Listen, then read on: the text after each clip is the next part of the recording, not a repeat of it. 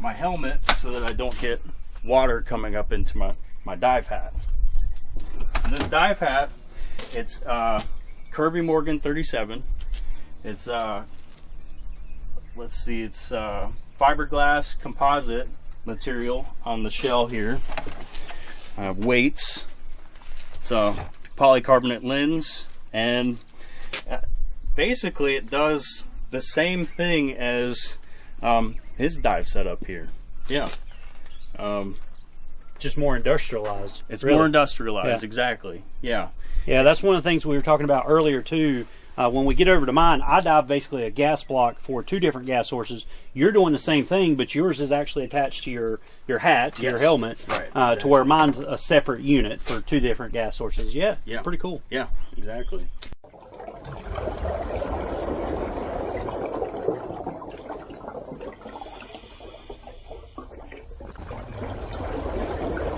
What's up, guys? It's Bryan again from Lake Hickory Scuba and Marine. If you are new to our channel, do me a huge favor. Hit this little subscribe button right here and ding that little bell as well. That way you guys are going to be notified every time we upload new content. I got Mr. Arthur to come back with us today, and we are going to be comparing a commercial diver to a public safety diver. And primarily what we're going to do is compare the equipment that we wear. So we're going to be looking at both setups and the differences in, and then we're going to have a little discussion about how there are a lot of similarities in what we do, because a lot of the public safety stuff we do is still considered commercial. Basically, we're working for pay and things like that. Right. And another thing that I would like our viewers to get out of this video is there are jobs that are not going to be financially beneficial for you to do. That's where we come in. And the same, there's going to be jobs that's outside of our expertise, or we're just not going to have the equipment to do it nor the resources to do it. And then of course that's where your side of the commercial industry comes in as well. Yeah. So guys, once again, welcome Arthur to us. And Arthur, I'm gonna let you get started. Just kind of go through your gear, show us what it is, tell us how it works and things like that, and give us a little description of why y'all use it, and then we'll jump over and I'll show you some of the public safety stuff we use. Yeah, absolutely. So I'm a commercial diver, a hard hat diver. We use surface supplied air. So first I'll take you through my bailout system. We call it a bailout because it's redundancy. This is a get home bottle, if you will. If anything happens to our primary air source, hose gets severed, this is what will go onto our emergency gas supply. It's a 63 steel tank. I have a regular first stage regulator here. I have 2 whips coming off. This hooks up to my hat. In the industry we call the dive helmet hat. And then this whip goes to my wings. Now if I was diving let's say a wetsuit, I would use this. Now here I'm diving warmer water. When I'm in Alaska, which is where I did a lot of my work as a commercial diver, I use dry suit, and so this whip would go to my dry suit. Yeah. Now, a lot of the work that we do is bottom work, so I have this weight belt set up. It's typical 8-pound weights, so it's 32 pounds of weight. My ankle weights here. I have my dive knives, primary and a backup, my spud, which I don't go on any dive without it. I use it as a digging tool, primarily. Sometimes I'll use it as a backer wrench. Yeah, let's see what else. So this right here is called a neck dam, and so what that does is it seals around my neck and it cams up to my helmet so that I don't get water coming up into my dive hat. So this dive hat, it's Kirby Morgan 37.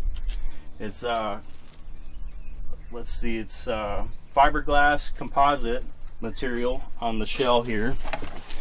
Weights. It's a polycarbonate lens, and basically it does the same thing as his dive setup here. Yeah. Just more industrialized. It's really more industrialized, yeah. Exactly. Yeah. Yeah, that's one of the things we were talking about earlier too. When we get over to mine, I dive basically a gas block for 2 different gas sources. You're doing the same thing, but yours is actually attached to your hat, to your helmet, right, exactly. To where mine's a separate unit for 2 different gas sources. Yeah, it's pretty cool. Yeah, exactly. Yeah, I mean, that's pretty much. And with yours, it's surface applied. And one thing I noticed, or I didn't notice on yours, you didn't have any gauges or anything. All yours is controlled from the surface. So your tender is monitoring your gas, your depth, what gases you're breathing, all that, correct? Yep, exactly. So in the surface supply world, we have a dive supervisor who monitors all of that. Now, the umbilical that we use for our primary air source, it's a 4-part hose. Essentially, you have communication, so I'm in constant communication with, we call it topside. There's a strength member, which is usually a nylon rope or line. Let's see, nylon rope, comm line, an air hose, and then what we call a pneumofathometer, which basically uses pressure to measure depth on the surface. It's also used as a backup air source. It's literally just an open air hose, and if we get into trouble, if our air turns off for any reason, we can take that hose and shove it up into our dive helmet, and we can breathe that air to get home. So y'all have redundancy after redundancy after redundancy. So many, yeah. Yeah, absolutely. Exactly. Yeah. That's pretty cool. Yep. Awesome, really cool. So let's quickly go through mine really quick. Basic setup for, say, recreational or technical scuba in a public safety field is pretty much the same thing. Here with our team, we kind of let our divers choose what cylinders they want to use. So I use a steel 80 here. Backplate wing is just from the Mares XR line. This is a 3 mil steel, so where you've got a weight harness, I'm letting the steel cylinder and the steel plate be the primary ballast, if you will, for weights. Sure. I do have weight pouches here where I can add some soft or hard weights, but nothing fancy. I actually dive a yoke regulator, very similar to yours, slightly different manufacturer, but I dive a yoke. I know a lot of people like Den, but in this industry, yoke is just simpler. It's easier. It's just as secure. So we dive it as well. I do have a redundant system, which is just a 30 cubic foot. Now, in the technical side, we'll use 40 cubic foot, but for public safety, 30s are absolutely perfect for us. Same basic first stage here. I do have a lot more hoses that are, in my opinion, more of an entanglement hazard than what yours are, because you just basically have that umbilical come down. But quickly going through hoses, my primary air source is going to run into a gas block, and my alternate air source, or my redundant system, is going to run into the same gas block. And then this hose is actually going to feed my full face mask that I wear, right? And we all use these quick releases, these what's called quick disconnects on these. And the reason we do that is if I'm in a situation where I don't need, say, a full face mask, maybe it's just a typical diving day, I can very easily snap on a standard second stage. Don't even have to use that. I can use a helmet or a traditional mask, whatnot, and still get the job done. Yeah. But most of the time, if we are in that hazmat situation, then obviously we're going to be in full face mask and all that. Right. But both gas sources run into my gas block, and then of course that feeds my mask. And if I have an emergency, need to switch over to redundant air, I can very easily snap it over. Now I do have one additional second stage, and that is primarily if my buddy is out of air. The way I have mine set up is I can donate it just like any scuba diver would just donate it over a second stage. Yeah. But it too is on a quick disconnect, so if we're in a hazmatic situation, my buddy is in a full face mask and out of air, all I've got to do is just unsnap from that one and snap directly into his. Okay. And now we're both breathing the same gas source to get us to the surface, but we don't run that risk of hazmat getting on us by taking off the full face mask. Right. So that's one of the differences that we do. All of our second stages, whether it's the full face mask or the ones that we typically breathe off of, they're all on quick disconnects just so that we can very easily snap it on, snap it off. Yeah. I just used where we were talking on yours, everything is controlled at the surface for you. Yeah, exactly. We have to monitor everything underwater. So I've got pressure gauge, I got a standard dive computer, I got a compass if I'm navigating. So it's basically like a typical setup for a recreational or technical diver would. but we're obviously monitoring that. Right. Now, going over to the helmet, this is where we connect to the surface. We can do surface applied, and there are limited times when we do, but we are connected via comms only, not actually supplied air from the top. Okay. This just happens to be my current version. This is a Neptune 3 from Ocean Reef here. It's got the extender frame. Obviously, I always run a camera and lights, and one of the cool things that I like with my setup is if I'm not in a full face mask, if I go back to, say, a traditional mask and a helmet, my helmet is set up identical to the mask itself. Right. So I can very easily disconnect the camera, snap it on, or I can pop these lights out very easy. And we've actually made a video on how to make things quick detachable for you. I'll link those videos down below as well. That way if you want to set your gear up the way we do, you're more than welcome to. But you know, we try to make it very versatile, and we try to also make it to where it's universal between divers so that we can obviously, oh, I need this, I can grab it from the other diver and go, and vice versa. So sense. all of my guys can snap this onto their full face mask. They can snap a GoPro on. We all have the same mount. Yeah. But yeah, very similar to your setup as well. And it was interesting to find out that the Kirby Morgan is not a positive pressure system. It's still a demand valve system. That's right. You make it breathe, or you tell it to breathe by simply inhaling. Right. Exactly. Same thing with this one here.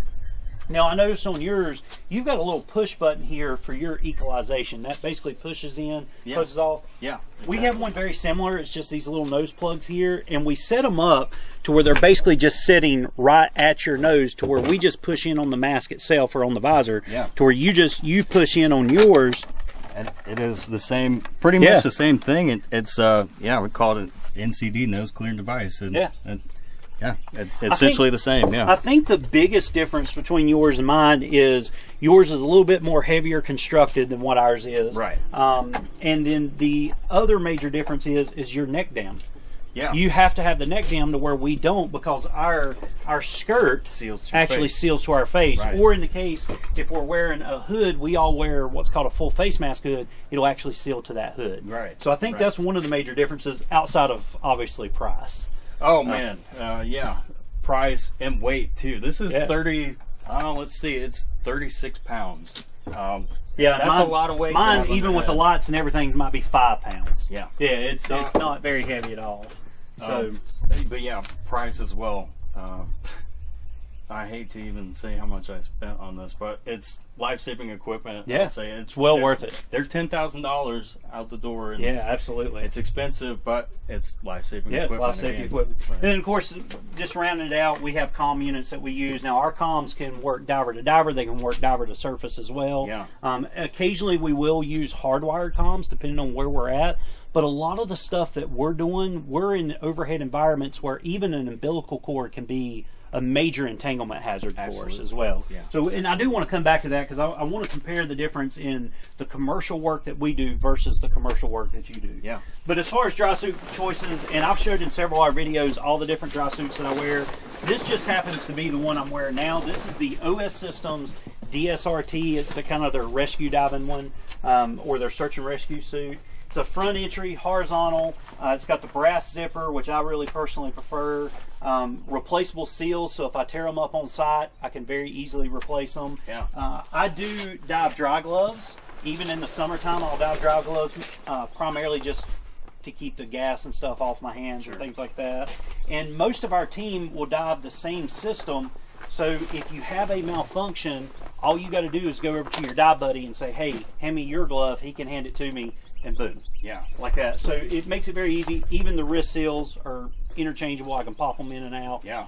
But yeah, it really works for good for us. You can kind of see, we were actually on a job the other day. You can kind of see how dirty my suit is. So they get dirty very, very quickly. But one thing that was unique to yours, though, and I've talked about this in other videos, you use a neoprene suit instead of a tri-lam or a vulcanized rubber or something of that sort. Right, exactly. So in my industry, we're working around a lot of rusty, sharp objects. And I found there are some guys that do dive tri-lams or bi-lams in the industry, and typically they wear coveralls or something to protect that suit, because if you get a nick in it, it's up to the diver, but sometimes you're going to have to stay down and finish your work. Yeah. Because it's important stuff. But yeah, for that reason, I have an Abyss. This is an Abyss Pro 7 mil. It was what I used diving in Alaska. It's a rear entry XD. You got the brass zipper too. Brass zipper, exactly. Now to protect my seals, we use these. It's for commercial fishing for cuffs, and as you can see, it's torn up and it saved my seals. Yeah. What else? Oh, some guys wear bottom boots. They'll have socks on their dry suits, and they'll wear boots. I've found that these integrated boots, they keep your feet a lot warmer. I mean, wearing socks makes your feet really cold, and this is quick. Yeah, you put it on, you're done. It's literally a one and done thing. Especially, and the reason we kind of gravitate more towards this on the public safety side is, and this is a major difference between your style of commercial and ours. We are quick deploy. So, we're going after bodies, cars, airplanes, buses, anything that's immediately into the water that shouldn't be. We're in there, we're quick. A lot of times and we have two stages. We have rescue stage and we have recovery. If we're in rescue mode, we literally have 5 minutes from the time we're on the dive site to be geared up and in the water. And we do 5-minute drills to where y'all got a lot more time to plan for certain things. And y'all do have emergency situations, but you've got a lot more to plan there too. Yes.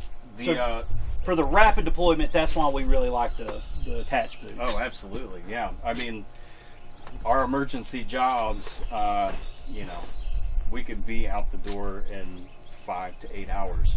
That's not really quick deployment. Not anywhere close to what you're talking about. Yeah, exactly. So one thing that I hope our viewers understand is when we talk about commercial diving, there's different branches of commercial diving. Basically, to us, or what our insurance company says, is if you are working for pay, and this is not teaching diving, this is actually doing physical labor, engineering work, construction work, inspections, things like that, you're commercial. Whether you're in a hard hat or a more traditional scuba system, it's still commercial diving. Right.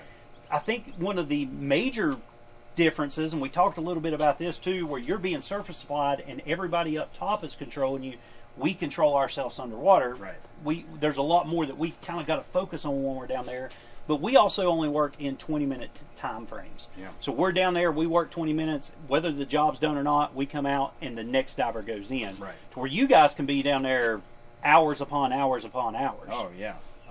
I mean, and depending on depth, I had a dive where I was at 15 feet and it lasted 8 hours. And I stayed down there for the entire 8 hours. Didn't matter if I had to pee or whatnot. I was down to do that job. So, absolutely. Yeah. And speaking of jobs, there is a huge pay grade difference between your style of say commercial diving to ours. Our typical job will pay $2,000 to, let's say, on the high side, maybe $25,000 per call out, if you will. To where I know we were talking earlier, and you said y'all probably don't even leave the office for anything less than $100,000. Yeah, so there's a huge pay grade difference there. Oh, yeah. But it stands to reason because you're hauling compressors with you. We're just taking single bottles with us. Right.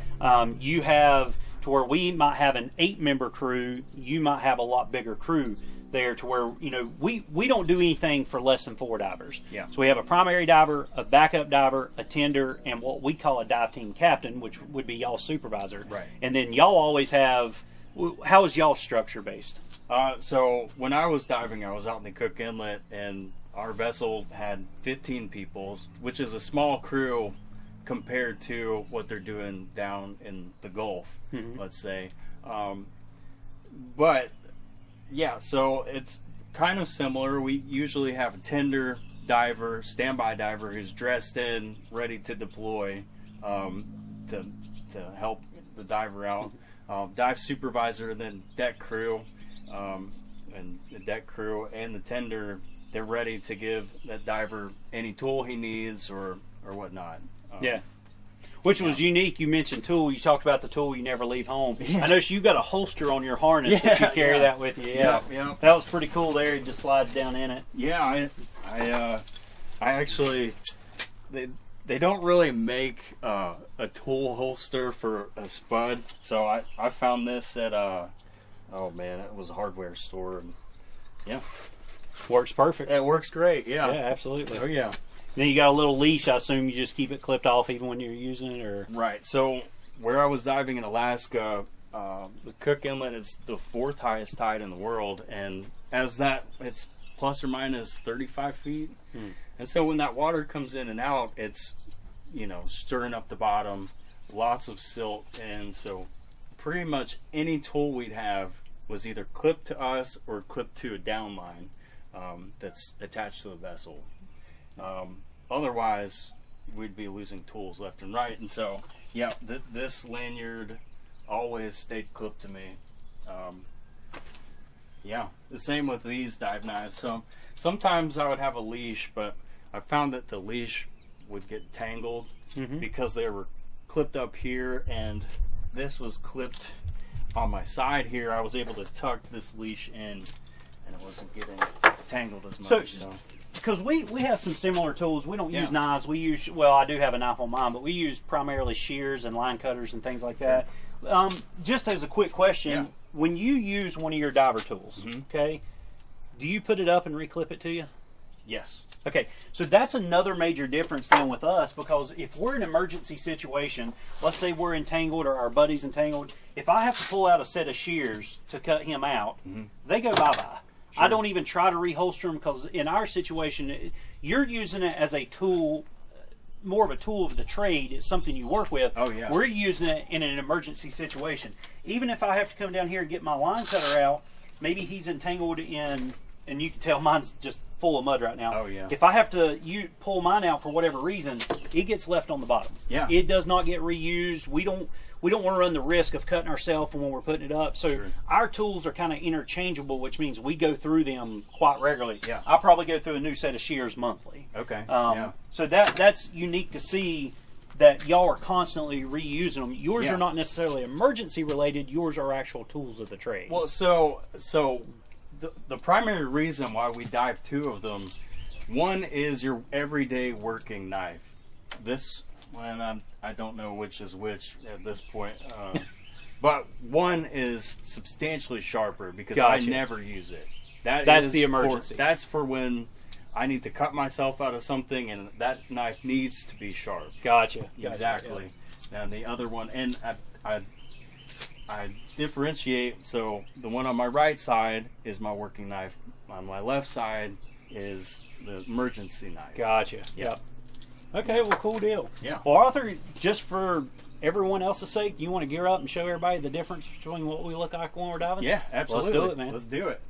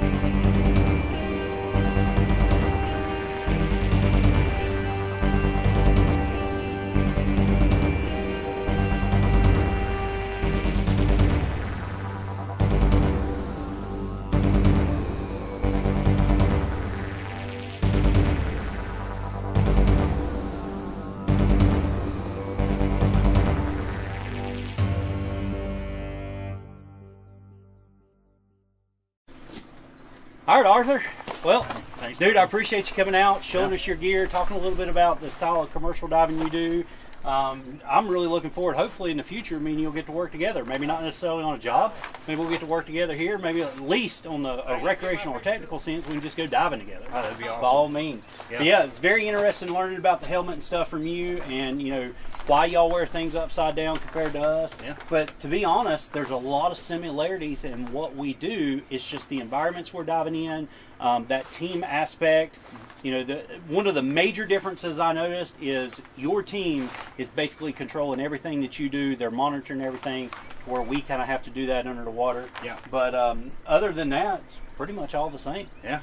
We work underwater. Yeah, I mean, that's all we do. Yeah. So the main thing is we stay safe, we have fun, we're successful at it, and we continue to grow and learn more and more as divers. Absolutely. So guys, I really hope you enjoyed the video. If you did, give me a big thumbs up. If you got any questions, comments, or concerns for either myself or Arthur, drop me a comment down below. If it's for him, obviously I'll forward it on over to him, and feel free to come on and comment if you see any questions on the video or whatnot. Feel free to jump in and answer them. But guys, if you liked the video, once again, share it, give me a big thumbs up, and until our next video, take care, God bless. We'll see you in the next one.